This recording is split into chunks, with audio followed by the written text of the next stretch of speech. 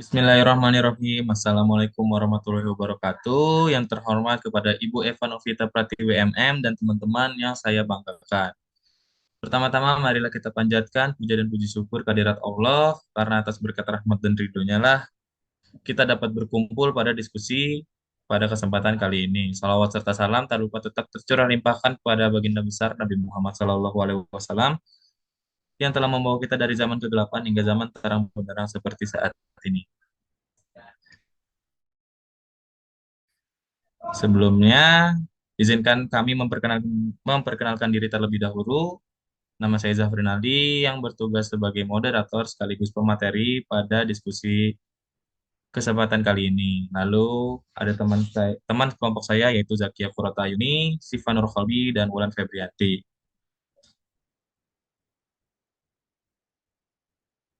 Adapun pembahasan yang akan kita bahas yaitu yang pertama ada definisi manajemen risiko, yang kedua ada jenis dan istilah dalam manajemen risiko, lalu yang ketiga ada peranan penting manajemen risiko, lalu yang keempat ada fungsi manajemen risiko, fungsi pokok manajemen risiko, lalu yang kelima ada kerangka kerja manajemen risiko di perusahaan.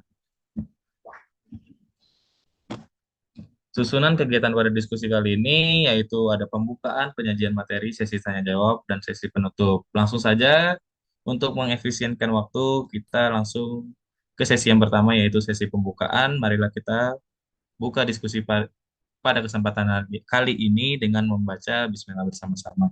Bismillahirrahmanirrahim. Lalu langsung saja kita ke penyajian materi. Yang pertama itu ada definisi manajemen risiko. Pelaksanaan fungsi-fungsi manajemen dalam penanggulangan risiko, terutama risiko yang dihadapi oleh organisasi atau perusahaan, keluarga, dan masyarakat.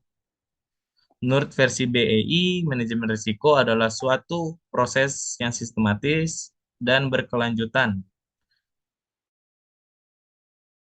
Nah, memberikan keyakinan yang memadai bahwa semua risiko yang berpotensi menghambat tujuan dan sasaran perusahaan telah diidentifikasi dan dikelola sedemikian rupa sesuai dengan tingkat risiko yang bersedia diambil perusahaan. Menurut ISO 31000, manajemen risiko adalah suatu upaya atau kegiatan yang terkoordinasi untuk mengarahkan dan mengendalikan kegiatan perusahaan terhadap berbagai kemungkinan risiko yang ada. Pembahasan selanjutnya ada jenis-jenis risiko. Yang pertama ada jenis risiko murni, lalu yang kedua ada risiko spekulatif, lalu yang ketiga ada risiko partikular, lalu yang keempat ada risiko fundamental. Langsung saja ke pembahasan yang pertama yaitu risiko murni atau pure risk. Risiko murni atau pure risk adalah bentuk risiko yang jika terjadi akan menimbulkan kerugian dan apabila tidak terjadi maka tidak akan menimbulkan kerugian. Contoh dari risiko murni yaitu ada kebakaran, kecelakaan, gempa bumi, gunung meletus, banjir, tanah longsor, dan lain-lainnya. Lalu yang kedua ada risiko spekulatif, yaitu risiko yang apabila terjadi dapat menimbulkan kerugian atau tidak menimbulkan kerugian apapun atau dapat mendatangkan keuntungan. Contoh dari risiko spekulatif ini ada kelebihan produksi, risiko moneter, atau kurs valuta asing. Lalu yang ketiga ada risiko partikular atau risiko kusur. Risiko ini merupakan risiko yang apabila terjadi akan dapat menimbulkan kerugian yang dapat terukur dan dapat dikendalikan. Akibat yang dapat ditimbulkan Akibat yang ditimbulkan tidak menimbulkan dampak yang luas. Contohnya tabrakan, kecelakaan kapal, ledakan turbin, dan lain sebagainya. Lalu yang keempat ada resiko fundamental. Resiko ini merupakan resiko yang apabila terjadi akan menimbulkan dampak atau kerugian di luar kemampuan manusia untuk mengendalikannya. Akibat yang ditimbulkan juga sangat luas. Contohnya ada resiko perang, intervensi politik, perubahan sosial, bencana alam, dan lain sebagainya. Selanjutnya ada istilah penting dalam manajemen keuangan.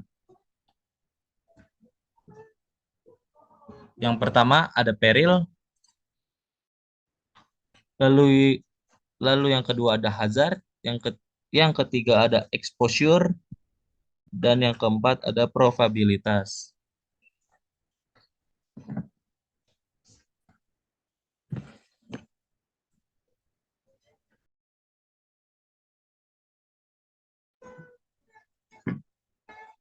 Yang pertama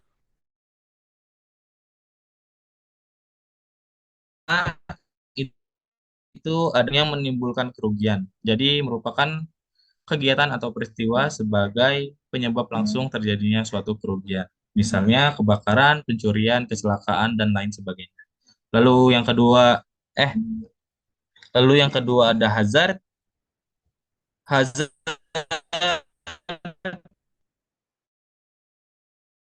adalah keadaan dan kondisi yang akan memperbesar kemungkinan sesuatu terkena peril. Hazard ini juga terbagi menjadi empat, yaitu dan legal hazard. Lalu yang ketiga ada exposure, yaitu keadaan atau objek yang mengandung kemungkinan terkena peril, sehingga merupakan keadaan yang menjadi objek dari upaya penanggulangan risiko, khususnya di bidang pertanggungan.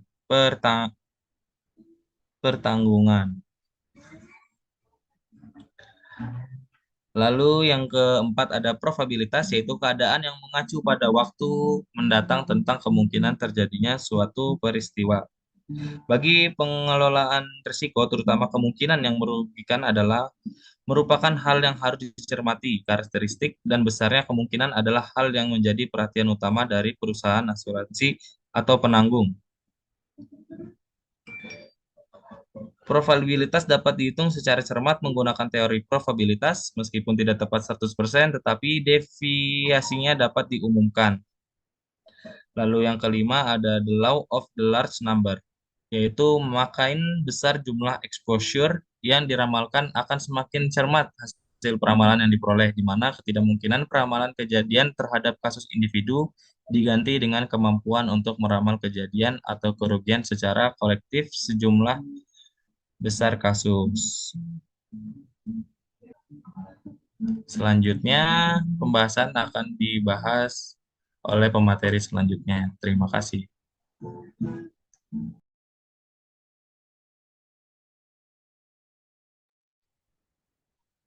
Selanjutnya ada peranan penting. Di sini ada 3 ya. Yang pertama nilai ekonomis, yang kedua tujuan, dan yang ketiga kedudukan manajemen risiko. Next. Di sini ada nilai ekonomis, yaitu ada meminimalkan volatilitas anggaran melalui kemampuan dalam mengantisipasi dan mengkomunikasi ketidakpastian, mengurangi biaya pemindahan risiko, mengefektifkan proses pengambilan keputusan, mengantisipasi terjadinya kerugian yang dapat diperiksa, serta hal-hal yang tidak pernah diperhitungkan sebelumnya.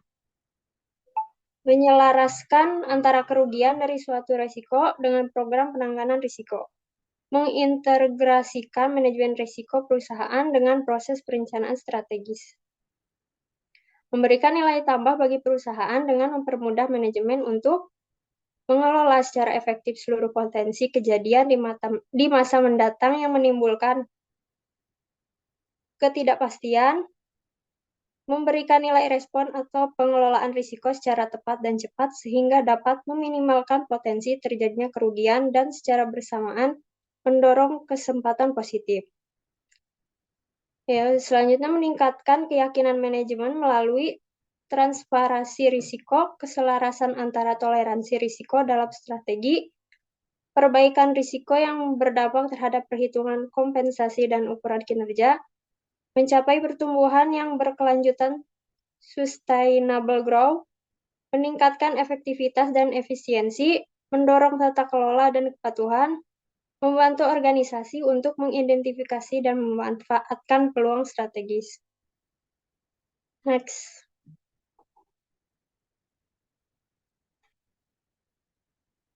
Selanjutnya ada tujuan manajemen risiko. Di sini ada dua.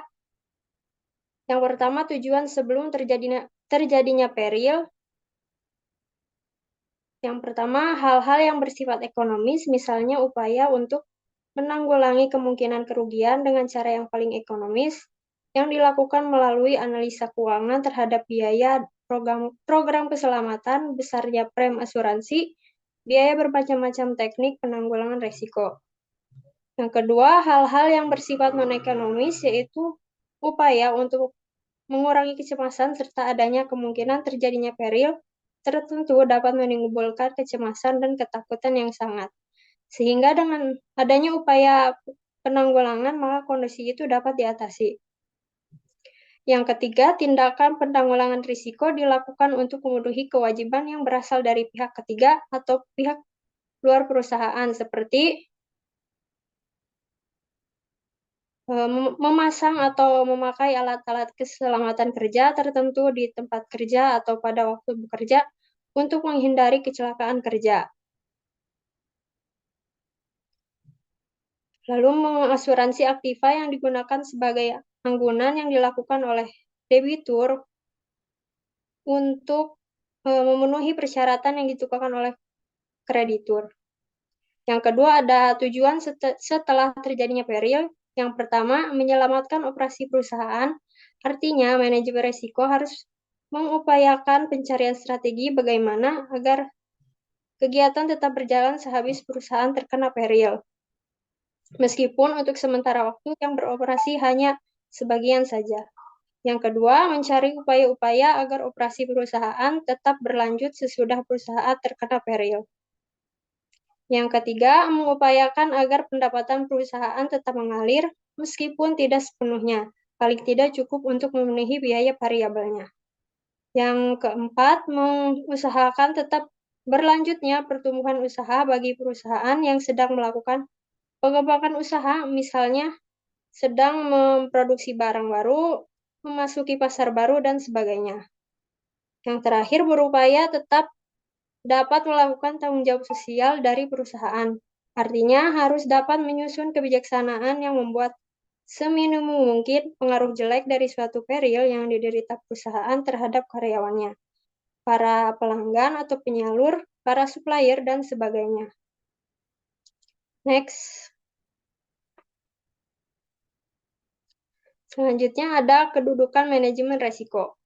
Manajemen risiko memiliki peranan penting dalam sebuah tim manajemen.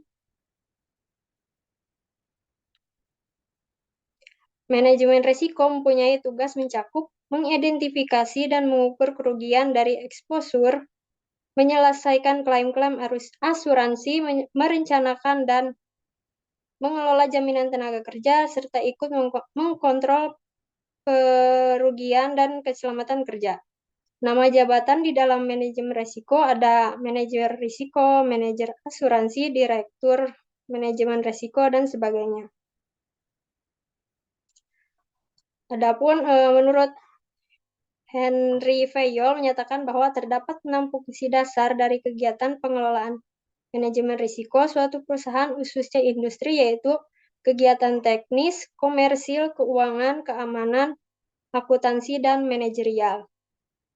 Jadi dapat disimpulkan bahwa risiko berkaitan dengan kegiatan keamanan yang bertujuan untuk menjaga harta benda dan personal perusahaan terhadap kerugian akibat pencurian, kecelakaan, kebakaran, banjir, mencegah pemogokan kerja, kejahatan, dan sebuah gangguan sosial atau gangguan alamiah yang mungkin membahayakan kehidupan dan perkembangan perusahaan. Mungkin sekian dari saya, selanjutnya akan dibacakan oleh pemateri selanjutnya. Oke, sebelumnya terima kasih atas kesempatannya. Perkenalkan, nama saya Sifan Kodi dengan NIM 12192402330. Di sini saya akan membahas mengenai fungsi pokok manajemen risiko. Nah, sebelum kita membahas lebih lanjut, teman-teman pasti udah tahu juga kan ya, misalnya sudah dijelaskan oleh kelompok 1 kemarin, dan tadi oleh Zafrinali mengenai pengertian manajemen risiko. Nah, tidak mungkin kan kita hidup bebas risiko gitu.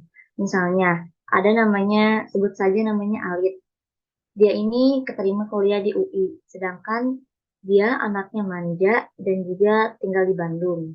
Berarti ketika dia memutuskan untuk kuliah di UI, artinya dia menerima risiko bahwa akan jauh dari orang tua, apa-apa mengerjakan sendiri, kayak nyuci, masak, bersih-bersih, dan dia juga harus menerima culture yang baru. Atau contoh lainnya ketika si Alif ini ditunjuk mendadak nih sebagai MC. Tapi dia ini belum belum berpengalaman dan belum menyiapkan apa-apa. Namun dia terima menjadi MC ini dengan risiko yang ada. Bisa saja dia grogi karena baru pertama kali, atau ada salah bicara karena persiapan yang sebentar. Namun itu semua tuh bisa diatasi gitu sama Alif dengan mengendalikan dan dengan memaksimalkan waktu yang ada untuk latihan menjadi MC. Jadi kalau menurut aku tanpa resiko itu bukan hidup tanpa resiko itu kalian tidak akan menjadi apa-apa. Nah, secara sederhana setiap perjalanan kehidupan, apalagi perjalanan sebuah organisasi atau perusahaan, pasti akan pernah menghadapi atau menemukan sebuah musibah atau keterpurukan. Tidak ada yang bisa menjamin bahwa kejadian itu dapat dihindari, kecuali kegiatan itu tidak dilakukan. Dan ini sangat sulit karena hidup itu adalah pilihan, dan pilihan itu adalah pengambilan keputusan. Menurut teori manajemen, tak ada sebuah keputusan yang tidak mengandung resiko. Apalagi jika dalam pengambilan keputusan tidak berdasarkan data yang cukup baik secara kuantitas maupun secara kualitas. Oke, jadi fungsi manajemen risiko ini adalah tugas-tugas yang mau tidak mau harus dilaksanakan dalam manajemen risiko. Next.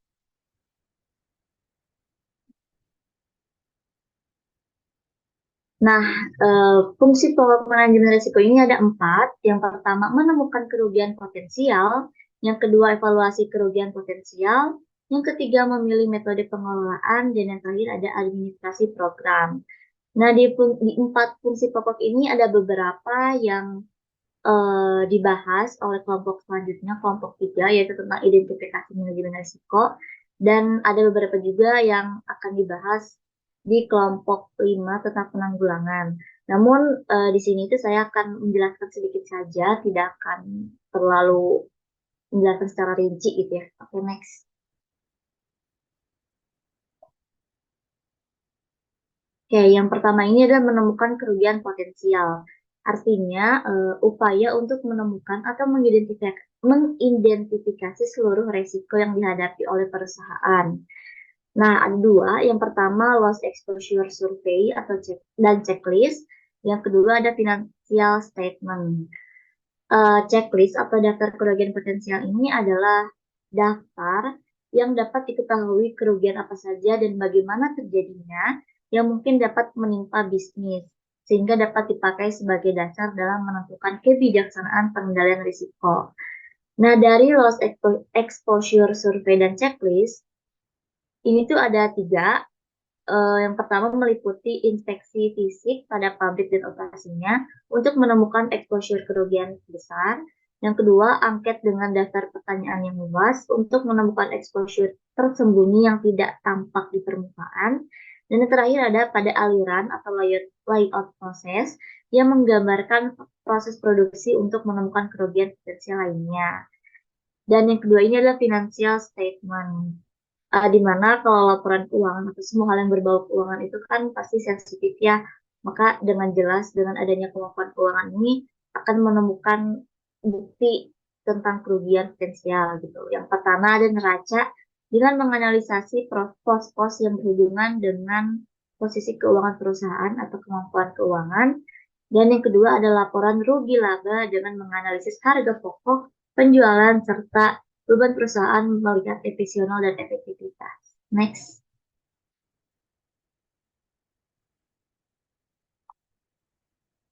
Oke, dalam kaitannya ini perlu diperhatikan gitu ya, jenis-jenis kerugian yang mungkin timbul sejalan dengan aspek kegiatan usaha. Ini tuh hampir mirip dengan jenis risiko ya, cuma ada perbedaan sedikit.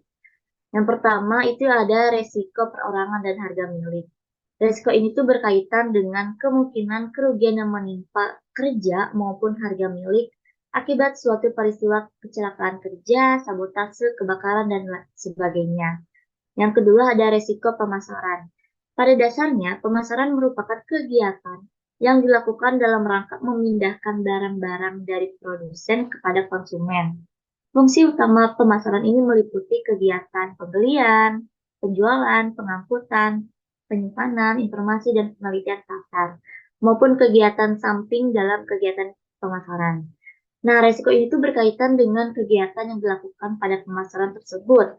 Misalnya, tidak mampu menjual produknya karena kesalahan identifikasi kebutuhan konsumen atau kesalahan analisis pesaing. Yang ketiga ada resiko keuangan. Risiko keuangan yang dihadapi badan usaha pada umumnya berkaitan dengan sumber dan penggunaan keuangan dalam kegiatan usaha, seperti tidak diterimanya permohonan kredit atau perpanjang kredit karena kesulitan teknis dari bank pemberi, kenaikan tingkat pinjaman, kesalahan memilih sektor-sektor investasi, ketidakmampuan langganan melunasi hutang-hutangnya, dan sebagainya. Dan yang terakhir ada resiko produksi dan tenaga kerja. Keputusan yang diambil seringkali tidak disadari mengandung risiko yang cukup dominan, seperti kesalahan dalam perencanaan pembangunan gedung atau pabrik maupun lokasi pemasangan atau layout, penempatan tenaga kerja yang tidak tepat, dan sebagainya. Next. Fungsi pokok manajemen risiko yang kedua ada evaluasi kerugian potensial. Artinya, melakukan evaluasi dan penilaian terhadap semua kerugian potensial yang dihadapi oleh perusahaan. Pengukuran frekuensi kerugian menyangkut jumlah kali kerugian yang mungkin terjadi selama masa tertentu. Hal ini didasari pada pengalaman masa lampau atau kejadian baik yang dialami oleh badan itu sendiri maupun oleh badan usaha lain yang sejenis. Sedangkan kegawatan kerugian menyangkut kemungkinan bobot kerugian yang akan terjadi, yaitu menghitung jumlah kerugian potensial yang diukur berdasarkan nilai unit atau satuan nilai uang. Next.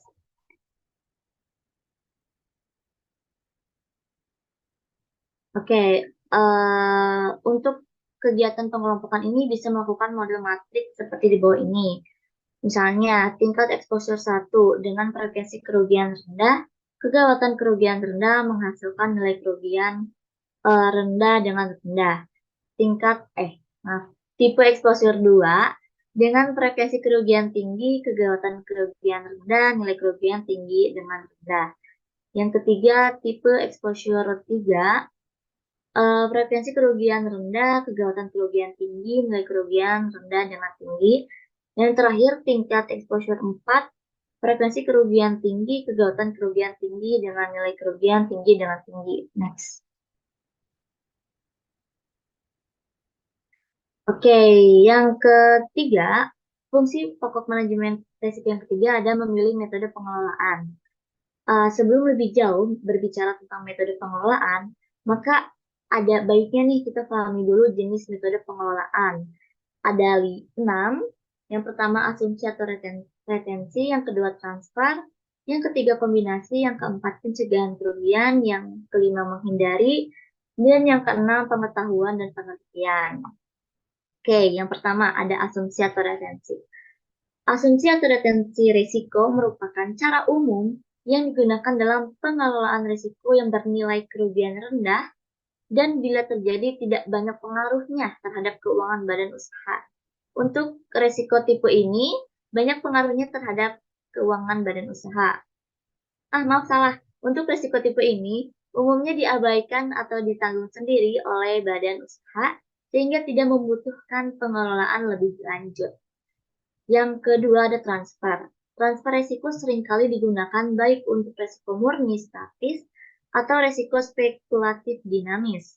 Transfer risiko yang bersifat murni statis pada umumnya dilakukan pada lembaga asuransi.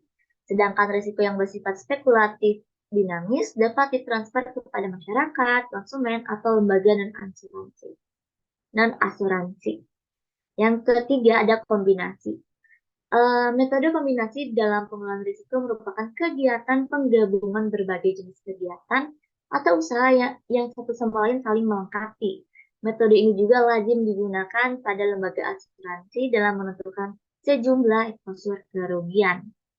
Disertifikasi produk, holding company yang membawahi usaha yang tidak mempunyai kegiatan sama, sehingga apabila timbul kerugian dalam satu kegiatan, usaha dapat ditutup dengan keuntungan badan usaha yang lain.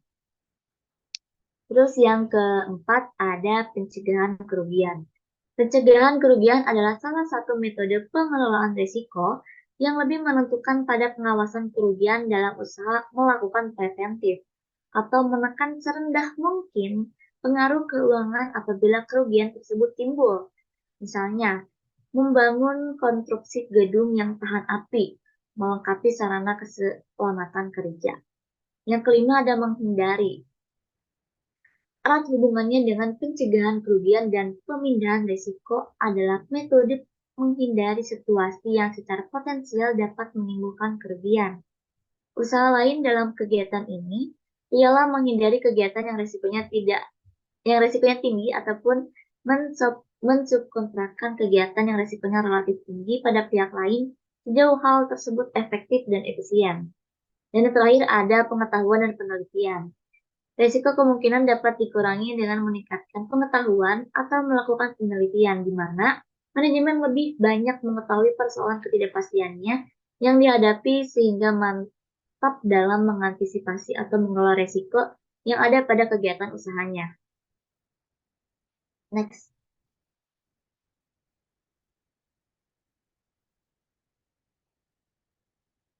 Oke. Di sini ada klasifikasi berbagai jenis kerugian sesuai dengan nilai kerugian masing-masing exposure. Itu sebetulnya tabel yang sama dengan yang awal tadi, cuman ini ada penanggulangannya. Jadi kalau exposure kerugian yang pertama ini mempunyai karakter rendah frekuensi dan kegawatan. Tipe ini lebih mudah ditanggulangi dengan retensi karena kerugian tak sering terjadi, jarang menggoncangkan keadaan keuangan perusahaan. Nah, kalau exposure kerugian yang kedua ini lebih serius. Kerugian terjadi lebih sering walaupun kegawatan masih tetap rendah. Dan hal ini pengawasan kerugian harus ditingkatkan untuk mengurangi frekuensi karena di sini kerugian terjadi berkali-kali maka lebih mudah diperkirakan. Untuk itu cara retensi dapat dipakai atau mengalihkan pada lembaga asuransi komersial. Nah, yang ketiga atau exposure kerugian ketiga ini mempunyai karakter rendah frekuensi, tetapi kegawatan lebih tinggi. Kegawatan yang tinggi berarti sesuatu potensi kerugian besar, sedangkan kemungkinan terjadi rendah. Maka mengalihkan pada lembaga asuransi kerugian adalah feasible economy. Dan yang terakhir, exposure tipe keempat ini lebih serius, di mana frekuensi dan kegawatan tinggi, maka cara yang lebih aman adalah menghindari atau mensubkontrakkan kegiatan usaha yang berisiko tinggi. Oke, next. Oke, fungsi pokok manajemen risiko yang terakhir ada administrasi program. Di mana, di dalam manajemen risiko, fungsi tersebut diterjemahkan dalam formulasi kebijakan, pengelolaan risiko, dan bagaimana kegiatan tersebut diorganisir sampai seberapa jauh pengembalian keputusan yang menyangkut risiko murni harus dilakukan.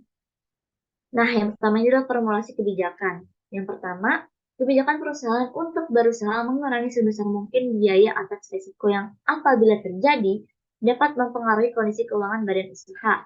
Yang kedua, kebijakan untuk mentransfer risiko yang berada di atas tingkat kemampuan keuangan untuk menanggungnya.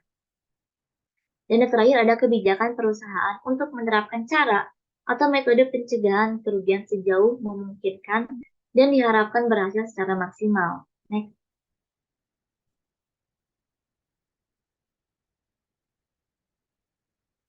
Oke, yang kedua ini ada perencanaan program. Ada 4. Yang pertama, perencanaan kemungkinan kerugian meliputi kerugian terhadap diri seorang, kerugian atas harga milik, kerugian atas tanggung jawab hukum. Yang kedua, perencanaan metode pengelolaan meliputi asumsi atau retensi, transfer pada pihak lain, kombinasi pencegahan kerugian, penelitian kerugian, dan sebagainya. Yang ketiga ada perencanaan pengawasan kerugian meliputi pengawasan hazard, pengawasan mata rantai peristiwa, pengawasan manusia dan lingkungan. Sedangkan yang terakhir ada perencanaan penyelesaian klaim kerugian meliputi biaya klaim atas kerugian yang diderita baik terhadap pihak lain ataupun intern perusahaan. Next.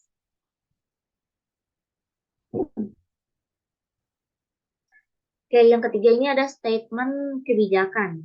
Statement kebijakan manajemen risiko perlu disusun agar administrasi program manajemen risiko lebih efektif. Statement ini memuat garis besar manajemen risiko serta pengaturannya tentang exposure kerugian. Dan yang terakhir ada review berkala. Catatan kerugian harus juga diperiksa apakah terdapat perubahan frekuensi dan kegawatan kerugian. Perkembangan baru akan mempengaruhi penanggulangan risiko termasuk metodenya. Akhirnya, manajer risiko harus menentukan kebijakan manajemen risiko seluruh perusahaan yang sedang dilaksanakan dan bekerja sama secara terpadu dengan departemen lain dalam menjalankan fungsinya. Mungkin cukup sekian yang dapat saya sampaikan. Mohon maaf apabila terdapat banyak kesalahan. Selanjutnya saya serahkan kepada pemateri selanjutnya.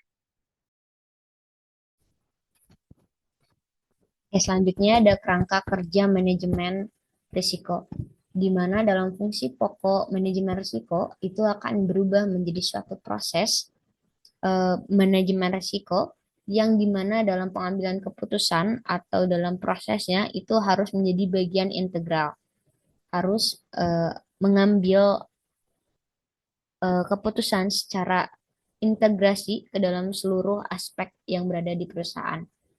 Oleh karena itu, dalam prosesnya terdapat komitmen penerapan manajemen risiko serta prinsip dalam manajemen risiko dan kerangka dalam manajemen risiko.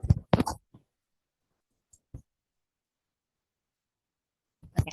Yang pertama ada komitmen penerapan manajemen risiko. Poin pertama, penerapan manajemen risiko merupakan suatu keharusan untuk mencapai tujuan organisasi.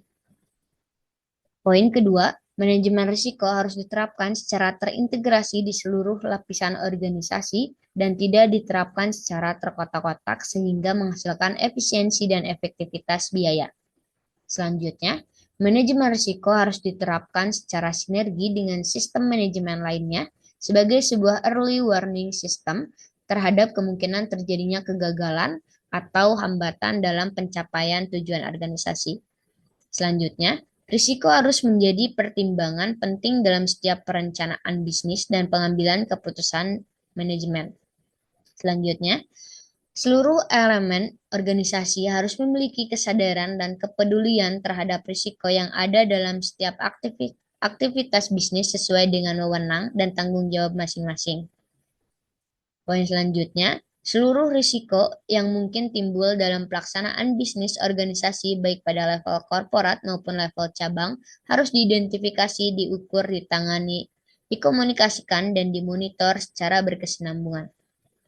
Poin terakhir yaitu pihak manajemen harus menyediakan dan mengalokasikan sumber daya yang cukup untuk pencapaian tujuan manajemen risiko, termasuk untuk peningkatan kompetensi sumber daya manusia dalam bidang manajemen risiko.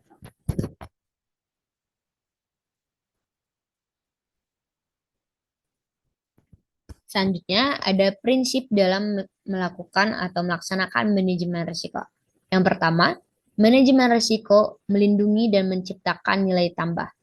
Yang dimaksud dengan pernyataan tersebut yaitu manajemen risiko memberikan kontribusi melalui peningkatan tercapainya sasaran perusahaan dan perbaikan dalam aspek keselamatan kerja, kesehatan kerja, kepatuhan terhadap peraturan perundangan, perlindungan lingkungan hidup, persepsi publik, kualitas produk, reputasi, corporate governance, efisiensi operasi, dan lain-lainnya. Poin kedua yaitu manajemen risiko merupakan bagian yang terintegrasi dalam proses organisasi. Yang dimaksud dengan pernyataan tersebut adalah manajemen risiko merupakan bagian dari tanggung jawab manajemen yang tidak terpisahkan dari proses bisnis dan proyek perusahaan dalam mencapai sasaran. Poin kelima, manajemen risiko diterapkan secara sistematis, terstruktur, dan tepat waktu.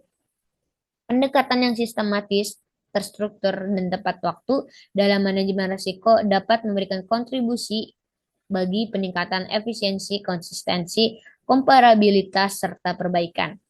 Poin keenam, manajemen risiko diterapkan berdasarkan informasi terbaik yang ada. Oleh karena itu, masukan dan informasi yang digunakan dalam proses manajemen risiko didasarkan pada sumber informasi yang tersedia, seperti pengalaman, hasil observasi, pemikiran, perkiraan, pertimbangan pakar, dan data lainnya. Yang dimana seluruh informasi yang ada tersebut perlu dipertimbangkan dalam proses pengambilan keputusan, baik dalam hal metode yang digunakan maupun perbedaan pendapat dari para pakar. Selanjutnya, ada poin kelima, yaitu manajemen risiko diterapkan sesuai dengan konteks perusahaan. Hal tersebut menyatakan bahwasanya penerapan manajemen risiko harus diselaraskan dengan konteks internal dan eksternal perusahaan, sasaran perusahaan, profil risiko yang dihadapi perusahaan, serta kebutuhan dari para risk owner dalam perusahaan. Selanjutnya, ada manajemen risiko bersifat dinamis, berulang, dan tanggap terhadap perubahan. Yang dimaksud dengan hal tersebut yaitu ketika suatu peristiwa terjadi, baik internal maupun eksternal, konteks manajemen risiko dan pemahaman yang ada juga harus mengalami perubahan. Karena dalam kondisi tersebut, tindakan pemantauan dan kajian ulang menjadi sangat penting. Karena tugas manajemen risiko adalah memastikan bahwa risiko senantiasa diperhatikan dan akan tanggap terhadap perubahan. Selanjutnya yang terakhir adalah manajemen risiko memfasilitasi terjadinya perbaikan dan perkembangan perusahaan secara berkelanjutan. Selaras dengan poin sebelumnya, bahwasanya manajemen harus senantiasa mengembangkan dan menerapkan perbaikan strategis manajemen risiko serta meningkatkan maturitas dan kualitas pelaksanaan manajemen risiko. Selanjutnya, ada kerangka kerja manajemen risiko. Nah, kerangka kerja manajemen risiko ini merupakan pengembangan dari prinsip-prinsip manajemen risiko yang memberikan dasar bagi pengelolaan perusahaan yang mencakup seluruh aktivitas bisnis pada semua tingkatan dalam perusahaan. Nah, kerangka kerja ini juga dapat membantu manajemen risiko secara efektif dengan menerapkan manajemen risiko pada berbagai tingkatan dan dalam konteks spesifik yang dibutuhkan oleh kondisi perusahaan. Nah, kerangka kerja ini juga merupakan suatu sistem manajemen dengan terukur yang struktur, sistem, dan membentuk siklus yaitu plan, do, check, and action. Sehingga memudahkan integrasi manajemen risiko ke dalam sistem manajemen yang telah ada di dalam suatu perusahaan. Nah, untuk memastikan agar manajemen risiko dapat berjalan secara efektif, maka dibutuhkan komitmen yang kuat, komitmen yang tadi saya sudah jelaskan. Serta dalam hal ini pihak manajemen harus menetapkan dan mendukung penuh kebijakan manajemen risiko, lalu menentukan indikator kinerja manajemen risiko apakah sudah sejalan dengan indikator kinerja perusahaan. Selanjutnya, menyelaraskan tujuan manajemen risiko dengan strategi dan tujuan perusahaan, serta memastikan tingkat kepatuhan terhadap hukum dan regulasi yang ada, serta memastikan bahwa sumber daya yang diperlukan telah dialokasikan secara memadai untuk menjamin terselenggaranya manajemen risiko. Poin terakhir, yaitu mengkomunikasikan bagaimana manfaat manajemen risiko kepada seluruh pemangku kepentingan sehingga manajemen risiko ini dapat berjalan sesuai dengan rencana, dengan baik, dan dapat mendorong tujuan perusahaan lebih tercapai.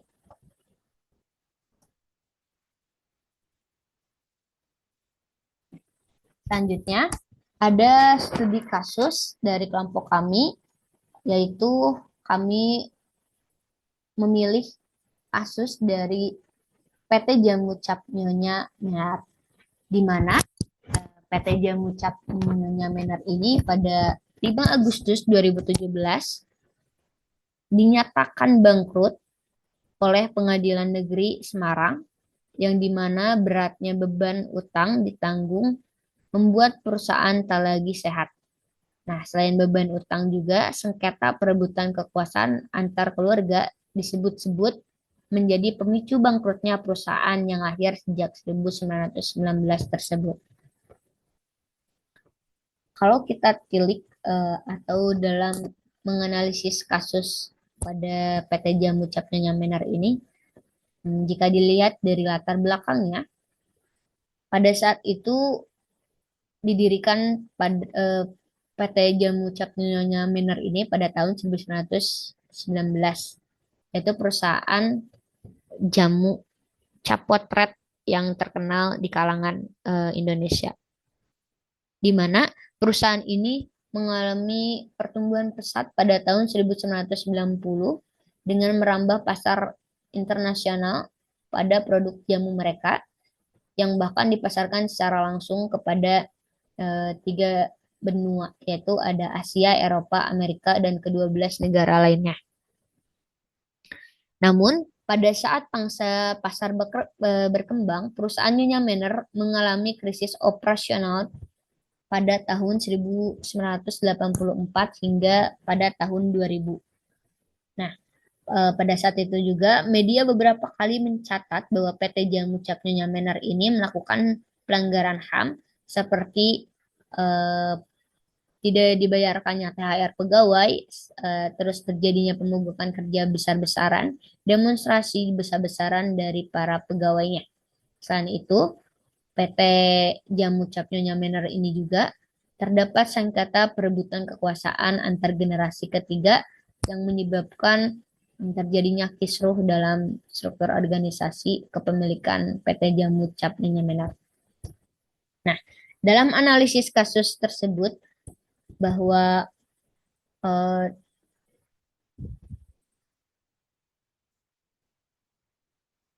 kita dapat melihat bahwa permasalahan di sini adalah tidak bisanya mengelola risiko yang terjadi ketika akan melakukan ekspansi pasar yang dilakukan sesuai strategi PT Jamu Cap Nyonya Manor. Kenapa? Jika kita lihat putusan pilot pada perusahaan ini bukan semena-mena atau bukan hanya karena terjadi sengketa antar generasi ketiganya, tetapi jika kita lihat secara tersirat adanya ketidakmampuan generasi ketiga mengelola risiko perubahan, baik risiko sisi atas yaitu upside risk maupun risiko sisi bawah. Hal itu bisa dilihat, kita analisis lagi bagaimana kegagalan mengelola risiko sisi atas ini menyebabkan pilot atau hancurnya PT Jamu Cap Nyonya Manor. Nah, risiko sisi atas itu adalah ketidakmampuan perusahaan mengeksploitasi hal-hal baik atau kesempatan yang ada untuk penciptaan nilai perusahaan.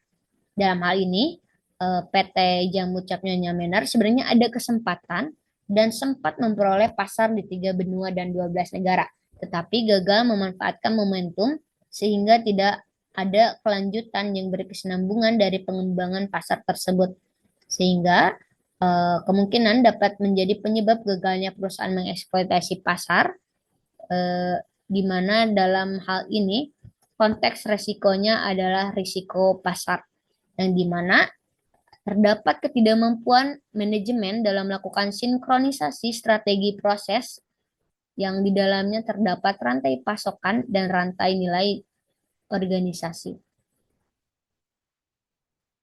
Selain itu, ada juga kegagalan dalam mengelola dari resiko sisi bawah. Nah, resiko sisi bawah ini adalah ketidakmampuan perusahaan menangani potensi hal-hal buruk yang dihadapinya, sehingga risiko tersebut menjadi masalah yang kemudian menggerus nilai perusahaan. Dalam hal ini, beberapa risiko sisi bawah yang kemudian menjadi masalah kronis organisasi PT Jamu Cap Nyonya Manor, yaitu adalah pemogokan kerja, demonstrasi HAM, dan penundaan pembayaran utang perusahaan, yang sehingga semakin menumpuk dan risiko tersebut yang asalnya kecil menjadi besar. Selain itu juga ada risiko kegagalan atau menghadapi permasalahan di luar dari internal perusahaan, yaitu adanya pertikaian keluarga yang tidak kunjung reda sehingga membuat krisis organisasi operasional tersebut semakin memburuk. Oleh karena itu, hal yang bisa kita pelajari adalah bagaimana kita menciptakan manajemen risiko dan tata kelola yang baik sehingga tidak terjadinya pilot atau tidak menghancurkan perusahaan secara menyeluruh. Di mana jika kita lihat permasalahan organisasi timbul bukan semata-mata karena tidak adanya manajemen risiko atau tidak adanya tata kelola yang lebih baik, tetapi karena ada risiko, tetapi karena ketidaksiapan manajemen itu sendiri dalam menghadapi risiko yang inheren, yang sangat besar dan fundamental karena mempengaruhi terhadap seluruh aspek. Oleh karena itu, kita harus menetapkan standar manajemen risiko yang sudah seperti yang kami paparkan pada materi sebaik-baiknya dan dapat mengidentifikasi masalah dengan baik sehingga tidak boleh ada penanganan yang terlambat karena akibat dari tidak tertanganinya risiko strategis dan operasional tadi yang sudah disebutkan dalam kasus PT Jamu Capnya Mener itu menjadi timbul berbagai permasalahan dari yang satu menjadi dua, dari yang dua menjadi tiga, dan permasalahan tersebut menjadi berlarut-larut sehingga pada akhir cerita risiko tersebut kemudian menjadi masalah yang besar dan tidak bisa ditangani lagi. Sekian yang bisa kami sampaikan. Wassalamualaikum warahmatullahi wabarakatuh.